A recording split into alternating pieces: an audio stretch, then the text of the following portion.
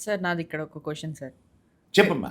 నాతి చరామే అని చెప్పి ప్రమాణం చేసిన భర్త ఎంతసేపు భార్య గురించి చెప్తున్నారు, ఎక్కడ చెప్పినా పెళ్ళైన మగాడి బాధ్యతని ఎవరు ఎందుకు చెప్పరు సార్? ఎందుకు చెప్పలేదు? అంటే ఎందుకు ఎక్కువ నేను మాట్లాడు- అందుకే ఇప్పుడు ఆపా. ఇందాక నీతో మాట్లాడుతూ నాకు తెలుసు నువ్వు ఇట్లాంటి ప్రశ్న ఏదో వేస్తావని, అందుకని నేను ఆగి నేను మళ్ళా చెప్తున్నా. ఎందుకు చెప్పలేదు? చెప్పారు, మనం వినలేదు. ఎక్కువ- భర్తకి ఎన్ని బాధ్యతలు ఉంటాయో, భర్తకి ఎన్ని బాధ్యతలు ఉన్నాయో, ఎలా నడుచుకోవాలో పెళ్ళైనటువంటి వాడు ఆ బాధ్యతల నుంచి తప్పుకొని తప్పు చేస్తే శిక్ష ఏమిటో మనువు క్లియర్గా రాశాడు. సార్ అవేంటి? మనకు గృహ్య సూత్రాలని కొన్ని ఉన్నాయి. అంటే మనువు రాసినవి కాదు, గృహ్య సూత్రాలని మనకు ఉన్నాయి. అంటే గృహంలో ఎవరు ఎట్లా నడుచుకోవాలి, ఇదేనమ్మా ధర్మం. ధర్మము అంటే ఏందనుకుంటున్నావు? భర్త ధర్మం భర్తన నిర్వహించాలి. భర్త ధర్మం ఏమిటి?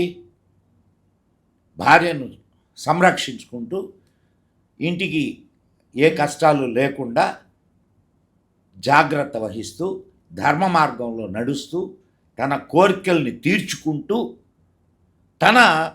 ఇప్పుడు నేను చాలా తరచుగా చెప్తూ ఉంటా, అసలు పెళ్లి చేసేటప్పుడు ఒక మంత్రం చెప్తారు. ఏందనంటే పెళ్లి చేసేటప్పుడే కాదు, మనం పూజలు చేసేటప్పుడు కూడా సంకల్పం ఏందంటే ధర్మార్థ కామ మోక్ష చతుర్విధ ఫలపురుషార్థ సిద్ధ్యర్థం. పెళ్ళి కూడా అందుకే ధర్మార్థ కామ మోక్ష చతుర్విధ ఫలపురుషార్థ సిద్ధ్యర్థం కన్యాదానం చ కరిష్యే. కన్యాదానం చేస్తున్నాను. అక్కడ ఇది మగవాడికి ఇది ఆడదానికి అని చెప్పలా, అర్థమైందా? ఇది ఇద్దరికీ. పెళ్ళి అనేది ఇద్దరికీ సంబంధించిన విషయం. ఒక్కరికే ఏమి హక్కులు.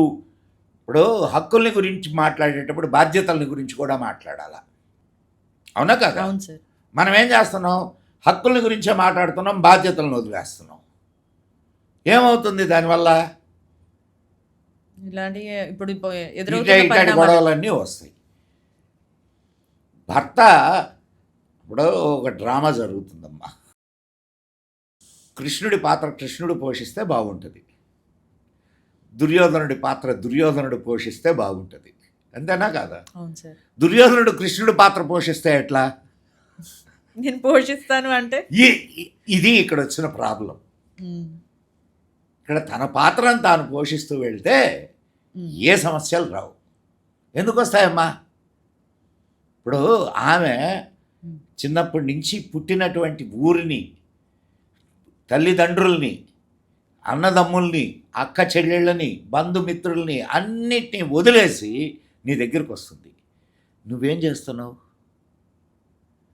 నీ ధర్మాన్ని నువ్వు నిర్వర్తిస్తే వాళ్ళందరినీ మర్చిపోయేటట్టు నువ్వు చేయగలగాల, అవునా కాదా? అవును సార్.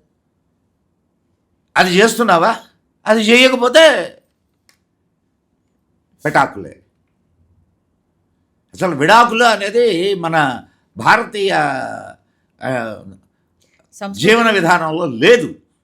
అవును సార్. దీని మీద ఒక సినిమా కూడా వచ్చింది. ఒక సినిమాలో రమ్యకృష్ణ అడుగుతుంది కదా సార్, చావు కూడా మంత్రాలు ఉన్నాయి కానీ వివాహం రద్దు చేయండి అని చెప్పి అందరినీ పిలిచి శాస్త్రోక్తంగా విడాకులు ఇప్పించండి లేదు, అంటది. లేవు.